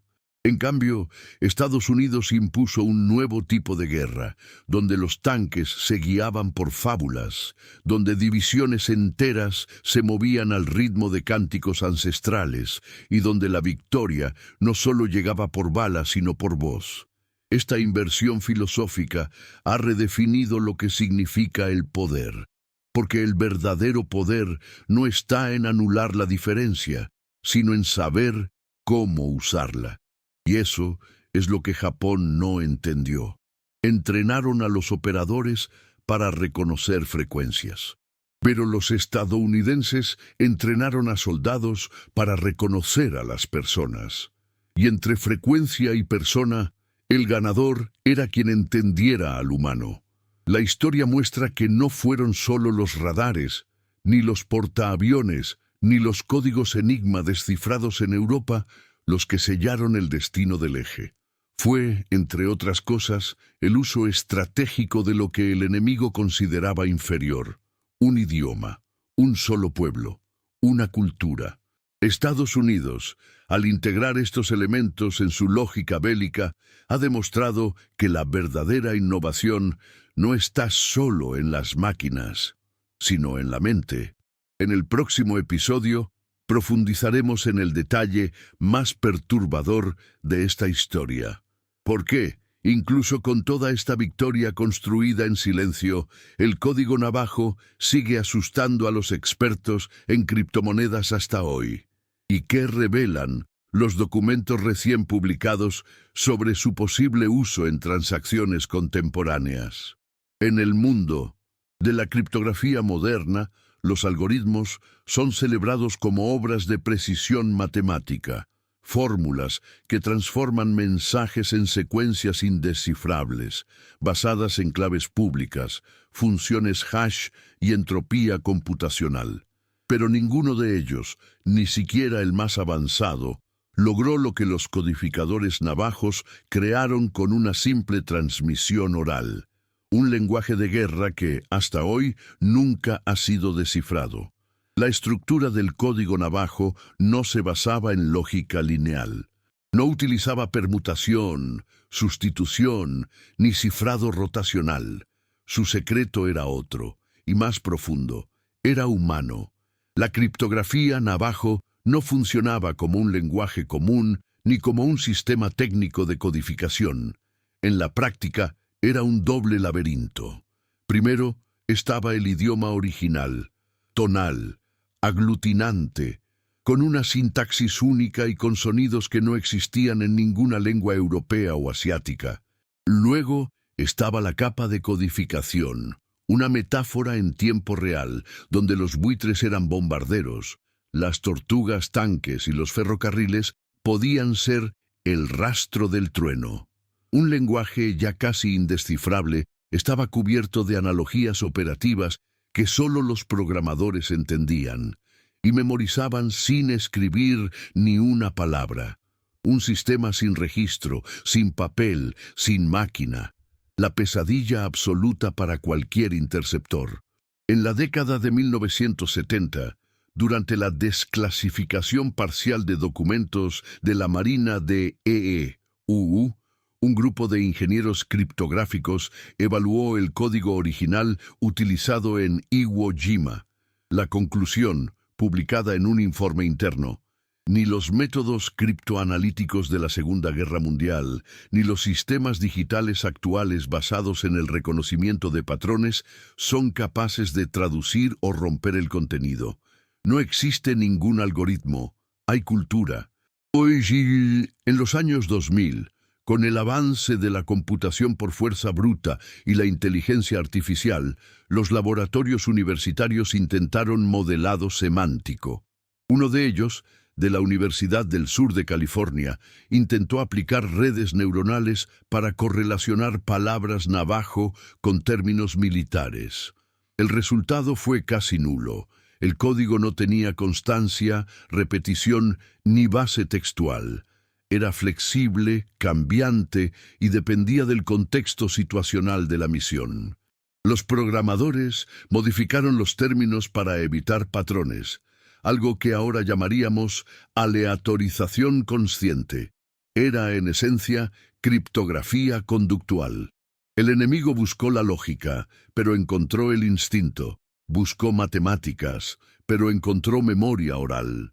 Incluso el concepto de redundancia, esencial para cualquier transmisión segura, se adaptó en tiempo real.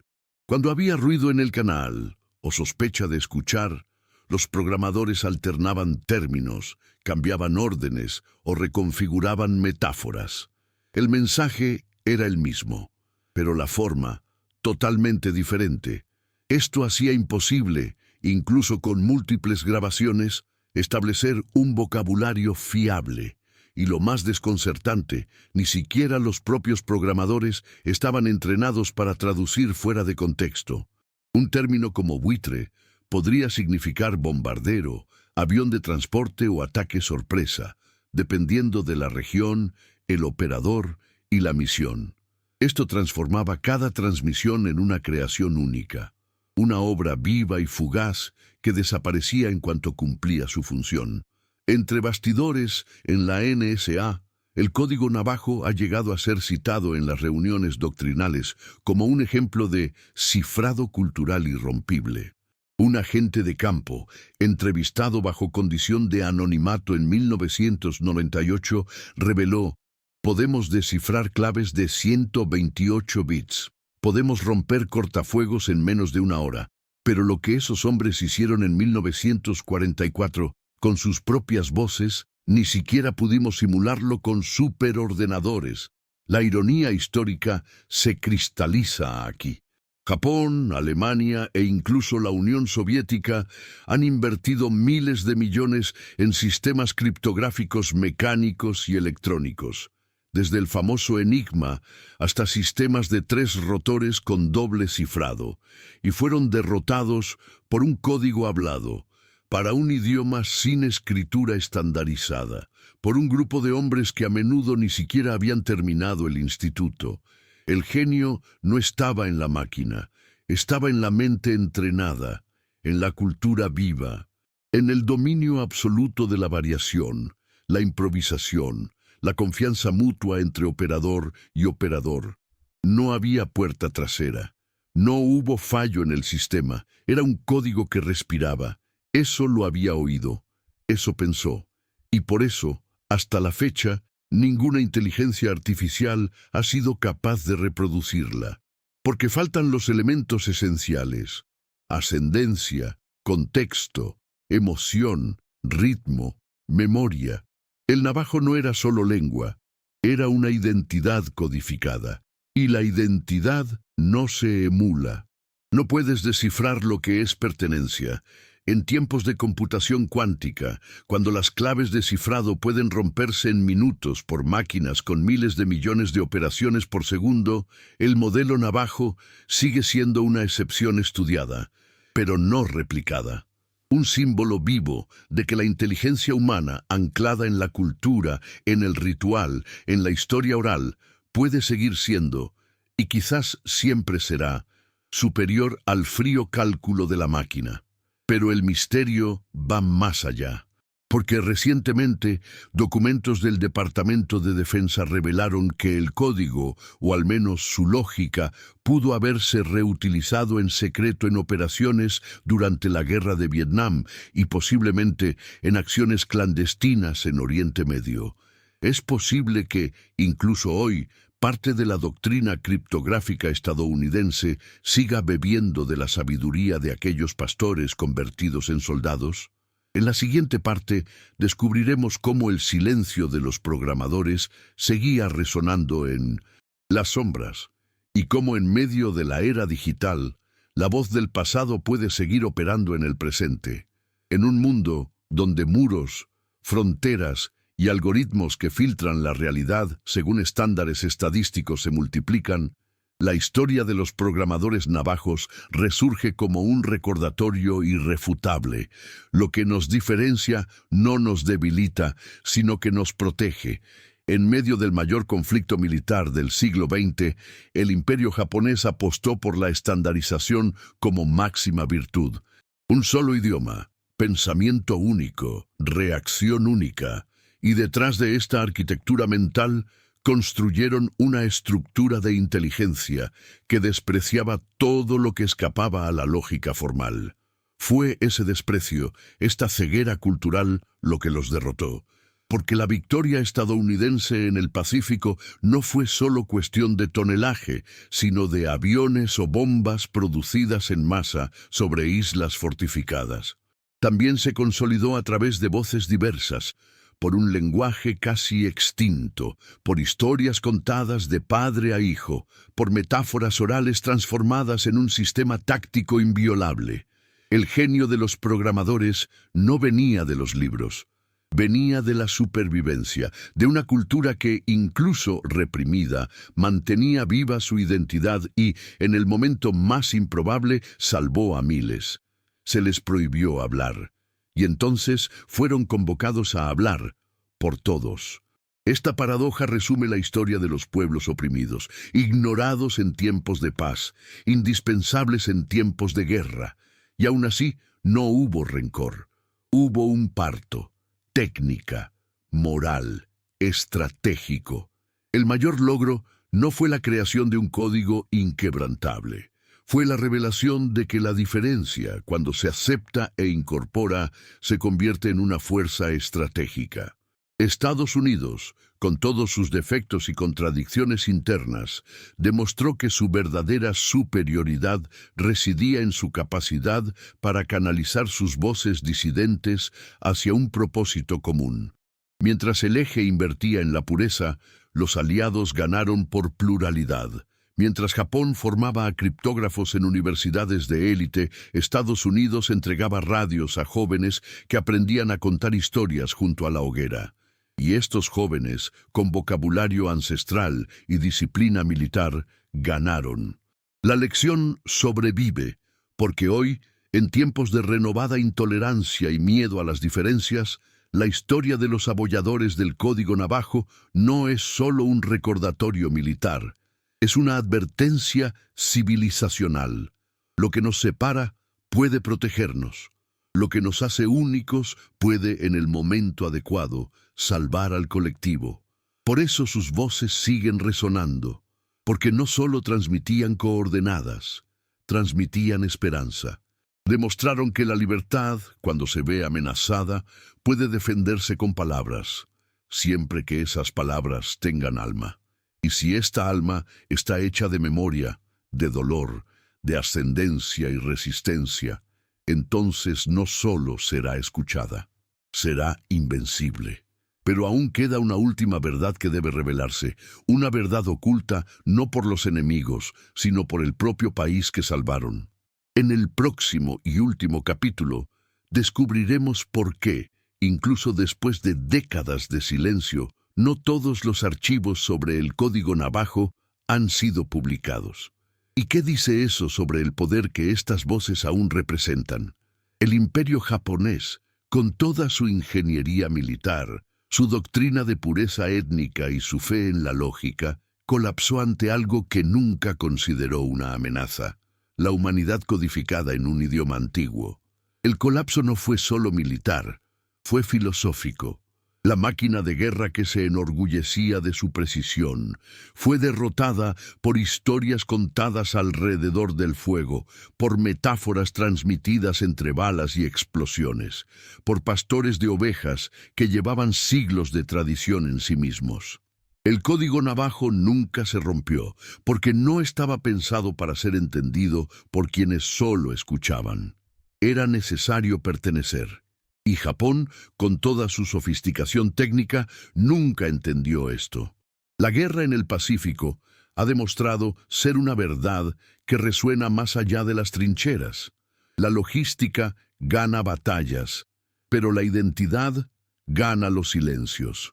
La lección universal de este viaje no está solo en el número de transmisiones o la velocidad de los mensajes, está en el principio más cruel y justo de la historia militar.